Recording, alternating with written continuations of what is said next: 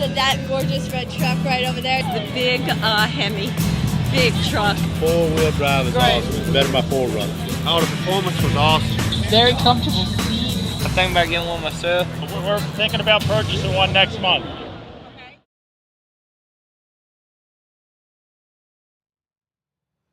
Yeah, you know, my dad started the business and I started working with him, and then I guess 1960 Kyle came along and he hung out. We lived right beside the shop, so he hung out with all the guys and stuff, and he'd go to the races with us, and he started being on the pit crew, and then when he got to be 18 he started driving, and then you know he had a son come along, Adam, and you know he had just started, and he'd run some different races, won a few races, and you know, we had an accident, we lost him, and when we lost him, then that's why the Victory Junction Gang Camp. After Adam's accident, my dad and mom did a charity ride down in Florida to the Boggy Creek Gang Camp, which is a sister camp of ours, and my mom saw it and said, you know, this is something that Adam would have really been behind and really would have liked. He wanted to build a camp, kind of a race-themed camp for kids, and one thing led to another, and we talked to Paul Newman, and we broke ground sometime about a couple years right after Adam's accident, and then we're going into our 5th summer session right now of campers. It was kind of a deal that he had been looking into it and thought it would be a great deal for this part of the community, and so you know, after we got over the shock of losing him, then Kyle and a bunch of people got together and said, okay, you know, this is what we want to do, and we were very fortunate that the racetrack stepped up, NASCAR stepped up, and the manufacturers stepped up, Dodge stepped up and gave us a bunch of vans for, you know, transporting the kids around. The drivers got involved, and then the fans got involved. I just want to thank everybody for coming. This is the culmination. When you go inside here, this is the culmination of something that I think Kurt and Eva, especially their foundation, envisioned from one of the first time Kurt came to camp.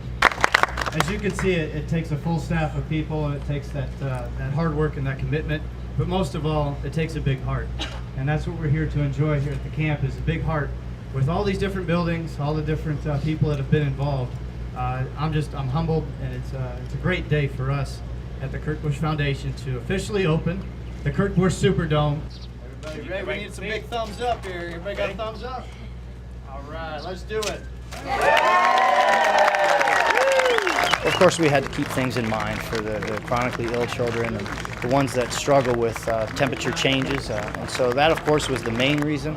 Secondly, the rubberized flooring.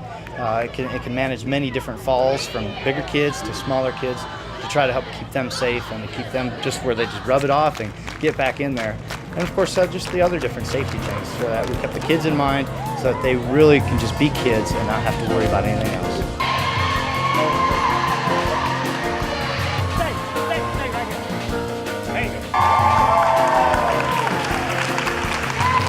I felt like the camp was really an outdoors type camp, and there were some smaller buildings that the kids could enjoy with arts and crafts, or with the barber shop where they get to play around, but yet there was no real sports activity center. And this is what I wanted to bring together for the camp, because I love sports, and some of the things we do with my foundation are based around children in sports and the competitive things that it can teach you.